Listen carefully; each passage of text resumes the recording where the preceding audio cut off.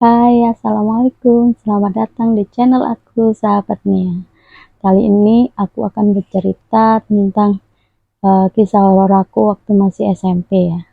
Jadi waktu SMP kelas 2 itu, bapakku itu yang rumahnya yang di Waru itu kan dijual. Lalu sama bapakku sebelum pindah ke yang di perumahan Sidoarjo yang sekarang ditempati sampai sekarang sama orang tuaku itu, kita itu sempat uh, pindah ke daerah perumahan di Rungkut. Jadi itu perumahan yang awal pertama kali di Rungkut. Jadi itu rumahnya masih tipe-tipe yang besar-besar, tipe 90. Jadi rumahnya besar, halamannya yang sisa tanah itu juga luas. Jadi belakang ada sisa tanah, samping kanan ada, samping kiri ada, depan juga masih luas. Nah, di situ itu rumahnya itu ada 2 kamar. Jadi yang kamar itu ada ruang di depan itu bersebelahan dengan ruang tamu. Jadi ada ruang tamu, ada kamar. Lalu di belakang kamar itu ada ruang keluarga. Di situ biasanya uh, sama ibuku tuh tidur di situ ibuku. Jadi di situ ada TV, ada meja makan. Lalu untuk akses ke belakang itu tuh ada pintunya. Jadi antara ruang keluarga dengan dapur itu ada pintu tertutup. Jadi kalau mau ke belakang ya harus melewati pintu lagi, buka lagi. Nah, yang di belakang itu ada dapur, lalu sebelah kirinya ada WC dan kamar mandi. Terus, nah di depannya WC kamar mandi itu ada kamar satu lagi. Jadi kamar ini nih menghadap ke belakang dengan pintu juga yang ke arah ke belakang. Jadi uh, apa ya? Kayak terkucil gitu. Ter terkucilkan lah hitungannya dia. uh, kalau kalau di depan gitu kan harus melalui, kalau mau ke depan itu harus melalui pintu yang arah ruang keluarga, ruang tamu gitu kan, jadinya dia tuh kayak dikucilkan gitu loh kamarnya. Nah, rumahnya itu yang belakang itu kan ada, bukan tembok sih, jadi untuk akses ke samping kanan yang luas sisa tanah yang sebelah kanan tuh, jadi dia itu ada kaca, kacanya besar, di situ ada kaca, ada jendela juga. Nah, di situ tuh biasanya ibu bapakku waktu awal itu, ibu bapakku ya yang tidur di situ. Terus yang kamar depan itu aku sama adikku perempuan, lalu yang ruang tamu tuh biasanya kakakku yang tidur situ. Cuman waktu awal-awal pindah di situ tuh suasananya tuh kayak serem gitu loh, karena itu rumah lama ya. Jadi rumah lama, terus karena tipenya besar-besar, jadi perumahan yang di situ tuh kurang rame, karena kanan kiri tuh ya apa ya, tipenya orang kaya-kaya lah di situ. Nah, itu yang rumah situ tuh sebenarnya bukan rumah bapakku ya. Jadi itu rumahnya bosnya bapakku. Bapakku tuh disuruh nempati sebelum bapakku tuh nyari rumah baru lagi. Jadi rumah yang di Waru itu kan dijual, dan bapakku tuh masih tahap cari perumahan lagi gitu loh. Jadi belum jeda untuk beli rumah lagi, itu sama bosnya itu disuruh nempatin yang rumahnya di Rungkut itu tadi, di perumahan lah, di daerah Rungkut lah ya, nggak saya sebutkan nama perumahannya nanti. Sebenarnya ada sih, itu dekat kampus juga kok itu perumahannya. Nah, tapi suasananya sepi karena di situ tuh perumahan besar-besar lah, rumah-rumah besar gitu ya, rumah-rumah elit lah hitungannya. Tapi ya gimana lagi, karena bapakku belum beli rumah lagi, jadi sama bosnya ditawarin itu, bapakku mau aja waktu itu. Nah, tinggal di situ itu tuh horor banget. Di kamar belakang itu tadi, ibuku itu biasanya kalau malam itu nggak langsung tidur di situ sih, soalnya bapakku itu kan pulangnya malam-malam. Bapakku itu dulu kerja di bank, jadi pulangnya itu kadang sampai jam 11, kadang sampai jam 12 gitu, pulangnya malam-malam lah. Nah, untuk menunggu bapakku yang pulangnya malam itu, ibuku biasanya tidur di ruang tengah, di ruang keluarga yang ada TV sama meja makan itu loh. Jadi tidur di depan TV gitu ya, sambil lihat TV, terus sama adikku yang kecil gitu ya tidur di situ. Nanti kalau bapakku sudah pulang, baru kadang itu tidur di belakang. Cuman kalau tidur di belakang tuh tidurnya ibuku sama bapakku tuh nggak bisa nyenyak gitu, kayak ada yang apa ya, suasananya tuh kamarnya itu kayak panas gitu loh, padahal di situ tuh kan ada jendela gitu ya. Terus suasana juga kayak merinding kata ibuku. Akhirnya bapak ibuku tuh biasanya seringnya tidur di depan TV, jarang tidur di kamar belakang. Nah ini pernah suatu waktu itu ibuku tuh memberanikan diri ya, itu ngajak anak-anaknya tidur di belakang. Ayo tidur di belakang, kita itu nggak boleh kalah sama makhluk hal apa, kita harus berani gitu loh, kayak gitu. Tapi ibuku tuh belum belum pernah diliatin waktu itu, belum. Terus habis itu jadi ibuku tuh tidur di kamar belakang tuh ngajak aku, adik-adikku sama kakakku.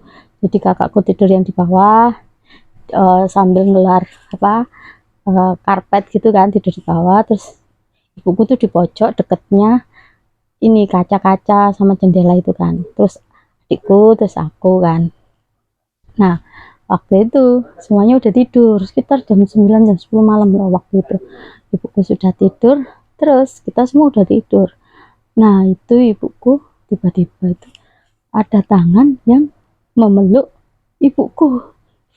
Ibuku tuh sambil tidur tuh mikir gini, iki tangannya sopo, perasaan aku tidur di pojok mepet apa kaca kan, mepet jendela, kok ada tangan. Sambil ngantuk-ngantuk ibuku tuh agak sadar gitu ya, terus sama ibuku disemplak lah tangannya, udah dibuang gitu, nyoba tidur lagi. Loh kok gitu lagi, sama ibuku dipegang lah tangannya, nggak taunya itu tangannya berbulu besar. Ibuku langsung teriak, wah gitu, langsung anaknya dibangun, ayo ayo bangun bangun aja tidur sini, ayo ayo. Jadi kaget kan ya masku, adik tuh aku gitu kaget langsung, apa bu saya, ya turun ngarep turun ngarep, agar pindah semua tidur di depan. Ibuku sama masku tuh sama adikku yang kecil tuh tidur di depan TV, jadi aku sama adikku yang satunya yang tidur di kamar depan. Terus sekitar jam 11 ke atas tuh bapakku datang, terus habis itu ceritain kan sama ibuku, makanya ya aku bapakku bilang gini, makanya aku sendiri tuh kalau tiap malam tuh rasanya nggak enak kalau tidur sini, rasanya kayak panas, kayak apa ya, hawanya itu kayak merinding gitu loh. Makanya bapakku juga seringnya tuh tidur di depan TV sambil nonton TV gitu ya, sampai ketiduran gitu kan. Terus habis gitu ibuku nggak berani, wis gak turun nangguri gitu. Oke lah, akhirnya semuanya tidur di ruang tengah dan aku sama adikku tuh di depan TV. Dan itu paginya itu badan ibuku dan semua keluargaku tuh kayak capek-capek, kayak apa ya, kayak pegel-pegel ini gitu loh, padahal biasanya nggak apa-apa gitu. Terus akhirnya ini kenapa gitu ya. Terus habis gitu beberapa bulan kemudian bulikku itu kan menikah.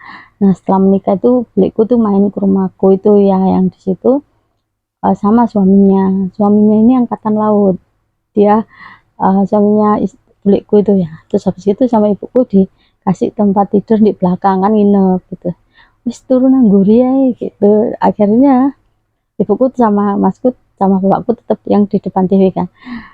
Tengah malam lari lah itu dua orang, ketebuk gitu, langsung ibuku, anak apa neng ning kamar angker ngono ya sampean kok mau aku, lho apa aku dirangkul kalau tangan gede gitu. No, terus ibuku gini, makanya aku ayo kawan itu rekono gitu.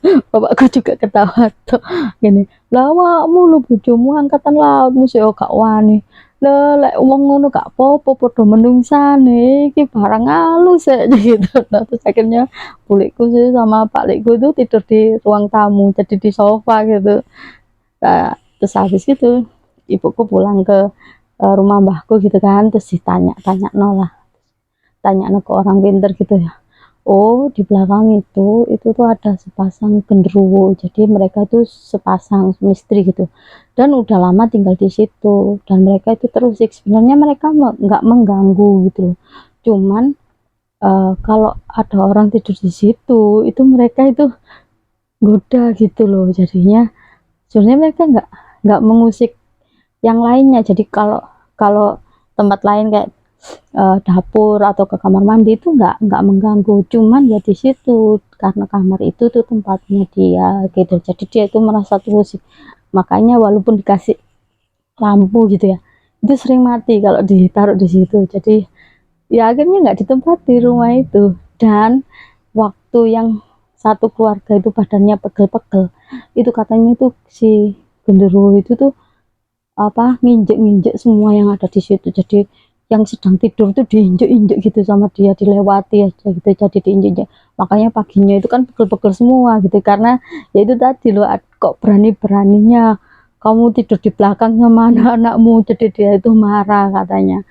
Nah, terus kan sama ibuku, ya sudah lah nggak usah ditempati, toh itu juga bukan rumah orang tua aku kan, sebentar lagi juga pindah gitu, biar aja.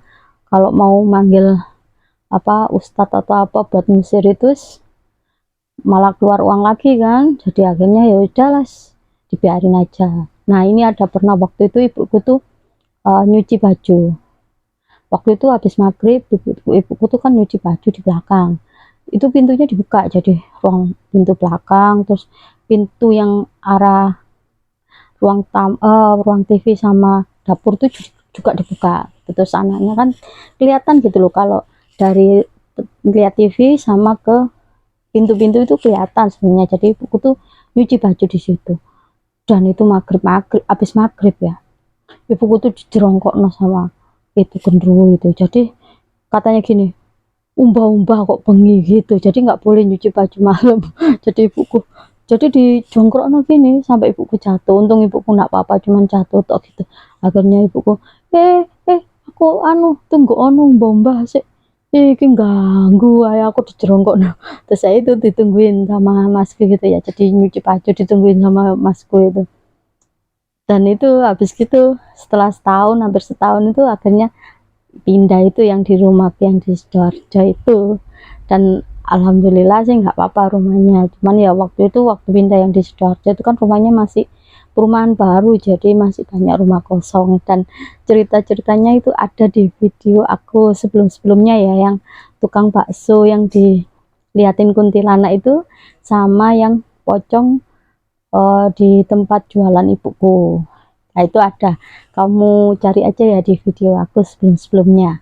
Oke, buat kalian yang pengen cerita kalian aku bawain, kalian bisa kirim ke email aku, nanti aku sertakan di deskripsi ya, kalian kirim aja ke email aku.